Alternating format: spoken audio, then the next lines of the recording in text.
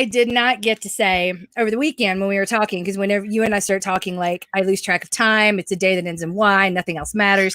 But in the threads last week, I had said, I think I posted something like, "It's amazing what you can accomplish when you lie," because everyone is lying. I think, or at least that is how I look at it. Whenever people are like, "I did so much today," I'm like, "Really? I don't believe you."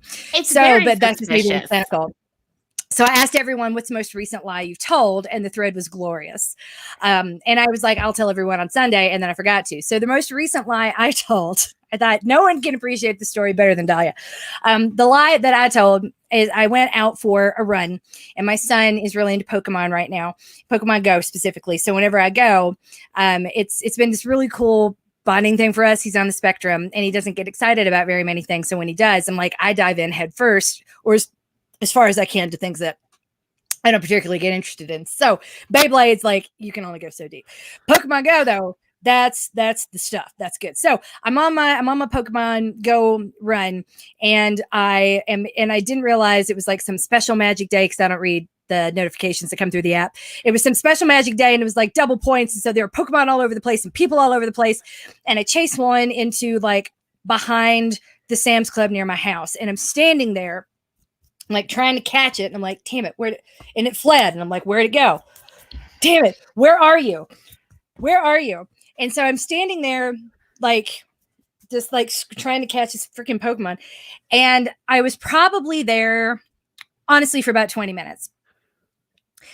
And then the police rolled up to me.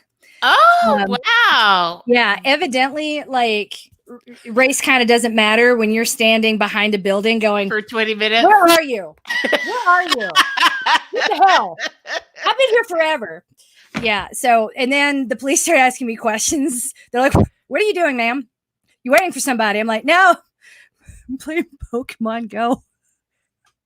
They were like, what team are you on? I'm like, team. Oh. Red or blue. So they actually have had this happen before. They know what to ask to check out your story. Yeah, and I couldn't answer any of the questions, Dalia. I didn't know there were teams. I just know that I run and I catch Pokemon and I like collect. I'm like, it's a Pokestop. Here, look at my phone. They're like, hands down, ma'am. I'm like, I promise. I had to explain to the police. I had to prove to the police that I was playing Pokemon Go without and demonstrate knowledge, of which I have none. Clearly, I do not understand this game. And I was like, kind of like, thank God I'm white. Yeah, that would have been bad. Well, I wonder if there, some nerdy Black folks out there who want to play Pokemon Go and are missing out on points or whatever because they're like, hell no, I'm not going to go behind this building to try and get this critter. I don't know how the game works. I remember watching the cartoons and I assumed based on that all you had to do was catch them and make them yours. I don't know. I mean, I think that's how it works with men. I'm just kidding. No, I don't think it works that way. We'll have to get a kid to explain this to us. What was the lie, though? The lie was when I came home, I didn't want to scare the kids. They were like, Mom, you were gone. And then I had to get my run done. So I was gone all in all for like 2 hours, which is very unusual without a whole lot of notice, unless it's Saturday or Sunday morning when I do my long run. So like, Mommy, where were you? I'm like, I got lost. And they're like, instead of your game almost got me beaten up. Or probably, I don't know. People are very jumpy. So a panicked person honestly probably can't tell the difference between a phone and a gun. Yeah. So you probably wouldn't have gotten beaten up, but you could have gotten tased or something. Even better was the look on your face when they realized it was like, is a BlackBerry? Yeah, you can play Pokemon on a BlackBerry. I mean, it all sounds like a lie until you realize that I'm just true. But well, I could see. Yeah, I'd be very skeptical. I'd be looking for like an abandoned bag or trying to see what you were trying to detonate. Well, that's why they kept me there for so long. I was like, "You're running out my magic crystal and my magic and my special egg." My son's gonna be so sad. Oh. Anyway. So, wow. So PSA made me think, please don't start playing Pokemon Go. It's an amazing game, but you might need, I don't know if there's a way you can do it safely. I don't know either, because I remember a couple of summers ago, there was all this hoopla about, oh, it's so great that it's encouraging physical activity. And then it was causing car accidents, and because that People was are the word stupid. on the street. It could also be old people get very weirded out by things they don't understand. And that's the end of that statement, actually. So Entirely possible. I did some research for today. I know I don't want everyone to feel like they are being badgered about this. Stop worrying about your quarantine 15 or whatever. But okay, got it. I got to stop reading the comments so slowly and just continue talking. Like, they're so distracting to me. But we got Anyway, such amazing people. We love you guys too.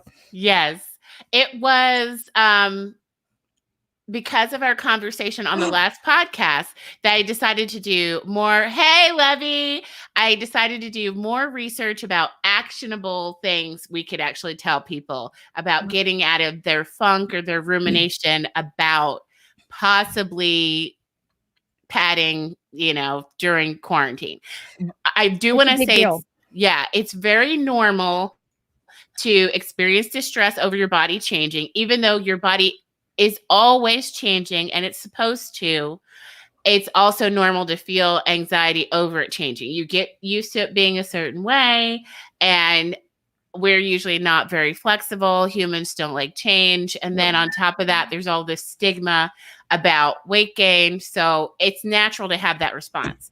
What I think is more helpful to do, instead of just saying, oh, I shouldn't feel that way, is to focus on ways that you can bump up your self-compassion. So if you have a meditation practice, great. You're ahead of like the rest of us, or most of us. I know you're consistent with your mantras. It's very difficult for me to be consistent with meditation. Yeah. But when I am in some kind of psychological trouble or distress, sometimes just deep breathing, you don't necessarily have to have an established practice.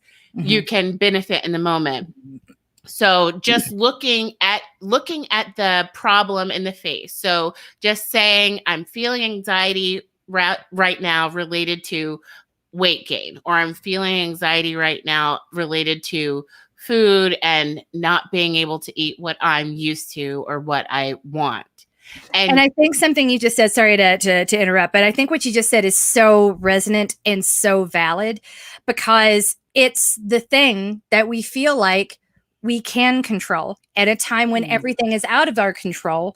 And but the issue there, if you dive deeply into disordered thinking that leads to disordered eating, anorexia and bulimia are control issues. They're usually a physical manifestation of an inner struggle around control. So that's why calling out these feelings as they're arising in you and the words coming out of your mouth are so critical. We did a whole series on Brittany Runs a Marathon, which is some fat phobic nonsense. And I was nervous about putting all this out into the world, because this is a movie I'm supposed to like, right? It's a movie about the New York City Marathon and a woman who trains for it, and marathon changes her life. And I'm like, there's so much in that messaging I don't like. And I walked out. I didn't make it 5 minutes into the movie.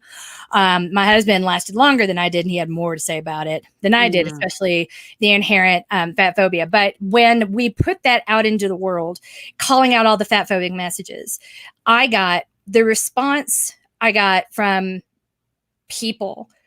I mean, people I knew and people I didn't. It was overwhelming. The sheer number of people that we reach who are parenting eating disorder recovery in children as young as 8, like, to already be so severe that you need treatment is just sort of, I'm glad I couldn't with that movie. I'm glad to hear it wasn't just me. But it was, I didn't even start it based on the images they used for the marketing. It just didn't resonate. And she's cute as a button, fat. I don't know why she would anyway. Yeah. Well, what I tell you that because the part of the responses from these parents was, I am having to face the hand that I had in this disorder. I would never have intentionally done to these kids, but it turns out maybe I have one too. And that was a very common theme. And we're talking parenting boys and girls. Everyone's receiving the same messages about size and in control, and why this is something you can control or should control. I don't know. So there's one, I want to be like, in a time when everything's out of control, that feeling is valid, but it can still go to a very unhealthy place. Yes, and people who are high risk for that. So like if you've already been in treatment for disordered eating in the past, or if you happen to know that you were like one little check mark away from being diagnosed with an eating disorder previously, you really want to be aware of what could be a trigger for you. One thing that you have to try and remember is that your body does not need to be controlled, and that it is okay to feel uncomfortable. That discomfort, that fear, that, sinking feeling in the pit of your stomach, it will pass, and you can ride the ebbs and flows of your mood and, your anxiety even. You just have to name it and remind yourself that it won't last. When you get stuck in ruminating, you can drag it out, but that's really like it was about to end and you started it again and you started it again and you started it again, which some of us do. And that's why some of us are medicated. That's why some of us get a lot of therapy. But there are a lot of people who can stop that just by identifying the thought and questioning the thought. Sometimes even when you address the thought with logic, you still can't shake the negative feeling. And that's okay I get too. So angry when people talk about like the rational versus the emotional. And I'm like, rationalizing it doesn't do anything. All it's done, you've either invalidated the emotion or you've given basis to a fear. Neither one is helpful. Right. And I've never done that once in therapy. It's never been, let's rationalize this. I've never once heard a therapist say that. Yeah, that's true. That's true. I've never heard that either. I have had them ask me to question my thoughts and say, well, is that really true?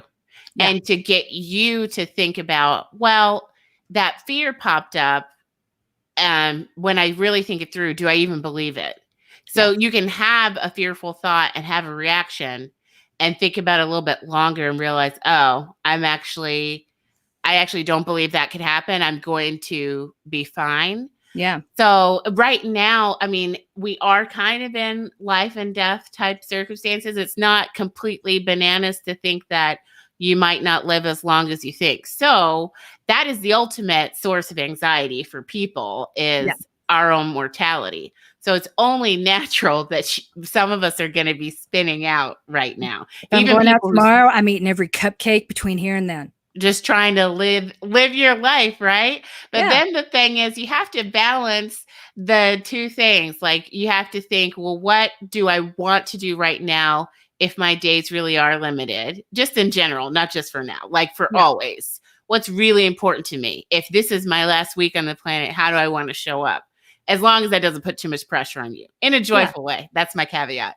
Yeah. But at the same time, what if you're still here at 102? So I will still have my sparkly shoes that I bought when the pandemic began. Oh, have you shown those yet?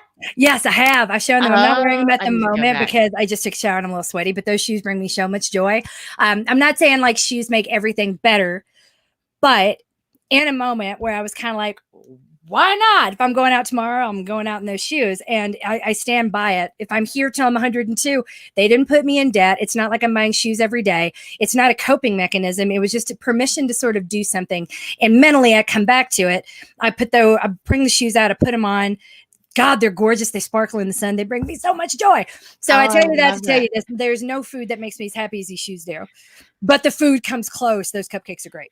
Everybody's so different. So like you said, it wasn't motivated by like, what did you just say? It wasn't an impulse buyer. It wasn't a compulsive shopping type of Right. thing. Right. So motivation is really important. So what one person does, and it's a normal, healthy coping mechanism, for somebody else, it's an issue. And so you really have to look for that in yourself and know that there's a ton of telehealth options available right now. And a lot of insurance companies are waiving some of the office visit fees. So just make sure if you need any extra support, you go ahead and try and get it, because our audience really, for the most part, is not the audience that doesn't have access. Correct. Oh, but we are now the audience that does not. We were about to become the audience that didn't have access to Dalia. You like, yeah, what was came back. I'm like, no. Oh, I thought that was your end. It felt I very really don't dramatic. know. This is not the audience that does not have access. Boom. I'm like, wow. Maybe the universe didn't like that statement. I don't even know what that could have meant. But one of the bigger things I wanted to focus on, like you said, shopping for you, and you really like feminine clothes, and it's a part of your really living your best life, and you know that about yourself, and you release guilt around it. So I think when I hear people talk about elastic waistbands feeling like failure, I'm like, let me show you the way, y'all.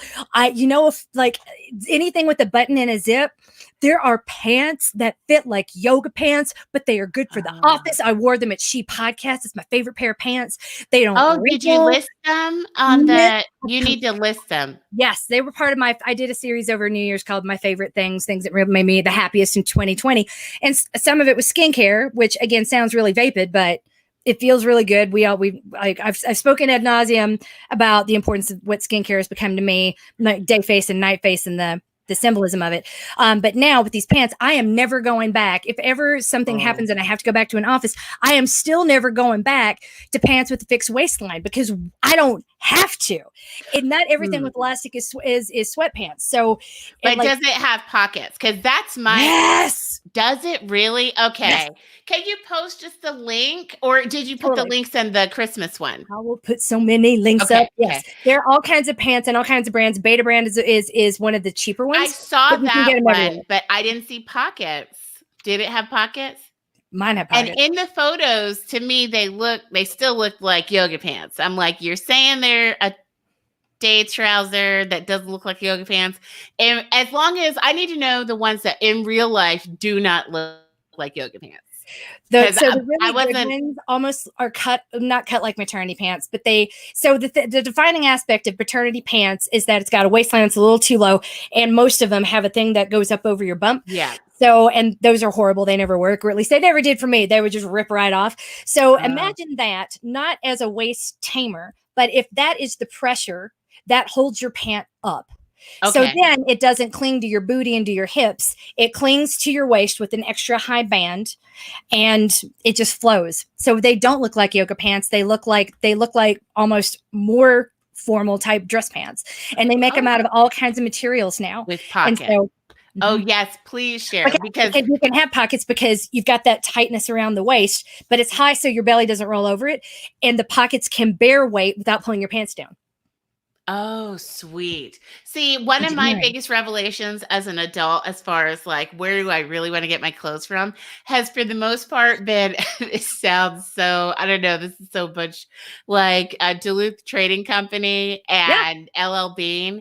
That's like it. I just want functional clothes. Like this shirt has a little patch on the bottom of the tail of the shirt that has microfiber fabric on it. So you can clean your eyeglasses. Just little stuff like that. Yes. I just love pockets and the extra boob button thing, even though I don't technically need it. Maybe I'll have another growth spurt. I might need it one day. You never know. But it's just smart that they put it there. I respect that they added it, even though I don't need it.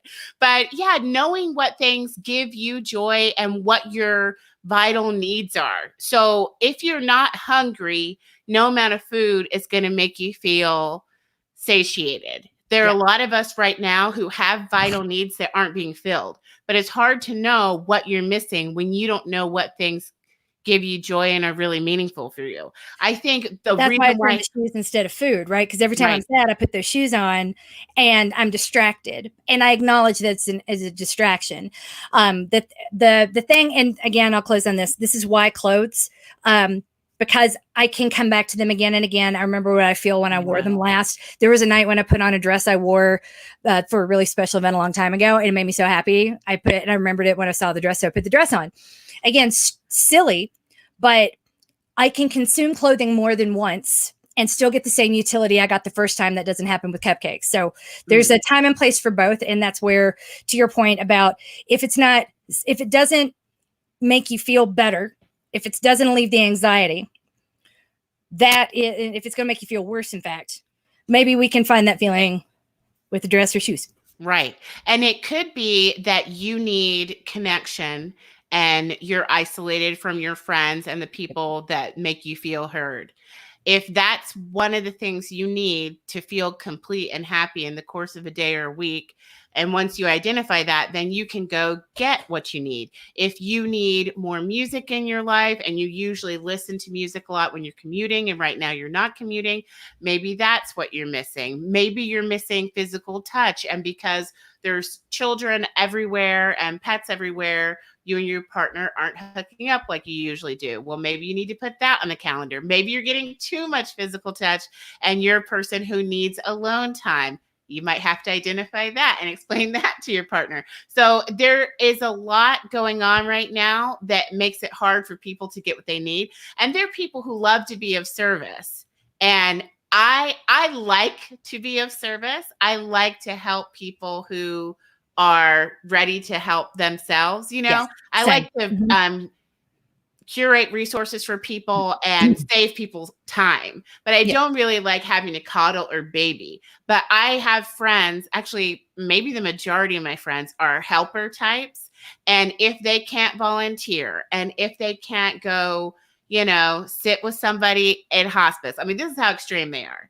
They are not happy. Like they want to go help people. And they are so sick and tired of being at home only doing for themselves. They need to take you out for a Pokemon Go run. I do that. It's just funny. For them, they're just trying to find like ways they could give money but they want to be there. They really want to get it and it gives them joy. But at least they know, hey, that's what I'm missing. And they're thinking of all the volunteering they could do when this is all over. So yeah, it really helps to get to know yourself, see what you need, and try and give that to yourself. I love that. I know what most of us need, or at least what I need, is more Dalia. And I love that we have it. Thank you. Well, I'm here for everybody. If what you really need is more me, you're welcome. Yay! And clearly I'll need some stretch pads too. So I'm going to put some links in the Facebook and in the YouTube to my favorite dress pants. And because, why in the world would you have a waistband? I mean, if it's not holding up very comfy pants with pockets that feel like a hug, because stretch pants they feel like a hug. It's so nice. Just like my sweatpants. Oh, I want those. Because I could not tell. You were dressed so nice, I thought, at She Podcast. Thank you. So I definitely want to know what these pants are. And they make them in all sizes, especially plus sizes. So I can't. Awesome. I'm going to share with everybody. But for now, we're going to give you something to do, something to focus on, and hopefully a little bit of shopping in your life. If you find yourself doing it every time you're sad, that's a different story. But having like one piece to come back to over and over isn't a bad thing. And be cognizant finally of how you talk about yourself and your anxiety and how that interacts with food, especially if there are kids in the house watching you. So know that we are here for you. We see you. This is hard. All of it's hard. Your feelings are valid. But what matters most is that you're coached, you're loved. And if you're here, then you are taking the support that you need and will help direct you to more. That is winning at life. I love that. Yay.